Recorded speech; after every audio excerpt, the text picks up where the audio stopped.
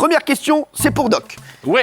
Qui étaient les passagers du vol en ballon organisé le 19 septembre 1783 par les frères Montgolfier? Un coq, un canard et un mouton, un loup, un renard et une belette, ou une souris, un lapin et une tortue? Ben, c'est. C'est donc une souris, un lapin et une tortue. Chut, s'il vous plaît. C'est Jamy qui répond. Jamy. Eh bien, c'est la réponse A. Ouais. Un coq, un canard et un mouton. Eh ouais.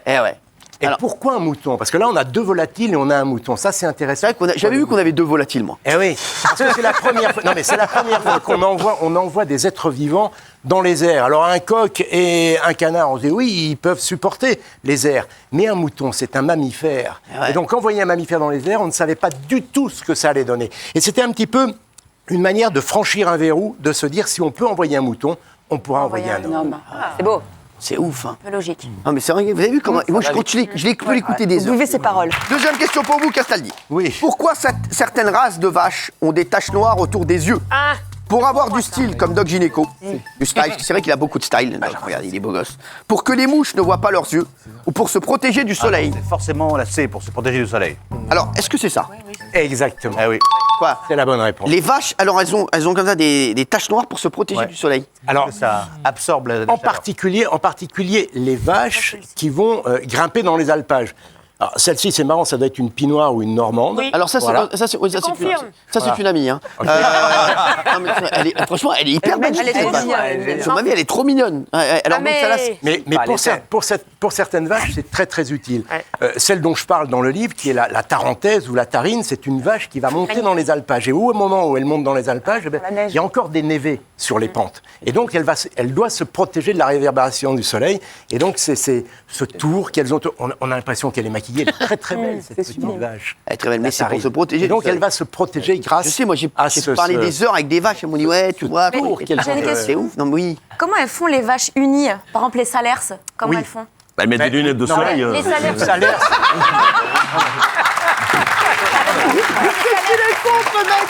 Elles mettent des dettes plus, comment elles font alors? Non, mais c'est une très bonne question. La Salers, elle a une robe Pareil. brune d'emblée. Donc d'emblée, elle est protégée. En revanche, non. une vache qui va avoir une robe blanche, faites attention. Quand vous charolaise. allez vous promener dans la campagne ou à la montagne, si vous voyez une vache qui n'a pas le tour des yeux noirs, eh bien vous allez remarquer qu'elle pleure. Non, c'est vrai, vous avez raison. Eh oui. Et moi, à un moment, j'avais vu des vaches comme ça, je leur ai dit, qu'est-ce qu'il y a, qu'est-ce qu'il y a? Et c'est comme ça que vous êtes allés les voir. Mais bien sûr, vous non, mais les avez sur la câlinés. tête de ma mère. Doc, à vous.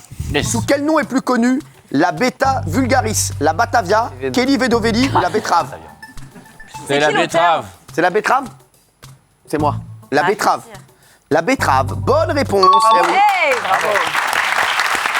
Pourquoi la betterave s'appelle la Beta vulgaris? Tout ça, c'est dans le livre de Jamy. Hein? Alors, elle s'appelle la Beta vulgaris parce que, en fait, les botanistes, quand ils doivent donner un nom à une plante, eh bien, ils s'inspirent de ce qu'ils ont autour d'eux. Et quand on regarde la graine de cette betterave, eh bien, elle ressemble à la lettre bêta, le B De en bêta grec. de grec. Bien Voilà. sûr. Si ça avait été un alpha. Comment il se la pète? Attention, Benjamin Castaldi, il y a un point partout, mais vous avez une question en moins.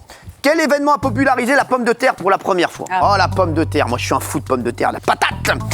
Alors, Louis XVI a porté un rameau de fleurs de pommes de terre à la boutonnière. Des charrettes les ont distribuées gratuitement aux habitants. Ou Cyril Lignac a revisité l'écrasé de pommes de terre. Cyril Lignac. Alors, Non, je pense que c'est la A. Ah oui. là, donc Louis XVI a porté Ouais. un rameau de fleurs. Alors, C'est juste, absolument. Il a porté la veille de son anniversaire, il y avait plein de monde à Versailles, il a accepté de porter des fleurs de pommes de terre à la boutonnière, et Marie-Antoinette a accepté d'avoir une couronne de fleurs de pommes de terre dans les cheveux. et dans le livre que j'ai lu, vous dites justement, et moi ça m'a, sans rigoler, parce que franchement ça m'a pris un Cloué truc. le bec. J'étais persuadé que le roi de la pomme de terre c'était Vico. Ah non. Et en fait, c'est Louis XVI. C'est excellent. Parce qu'il le dit, il dit le roi de la pomme de terre c'est Louis XVI. Vrai ou pas? Vous le dites dans le livre. Je le dis, Les mecs, effectivement, c'est un inter. il y en a qui bossent, hein, je vous le dis.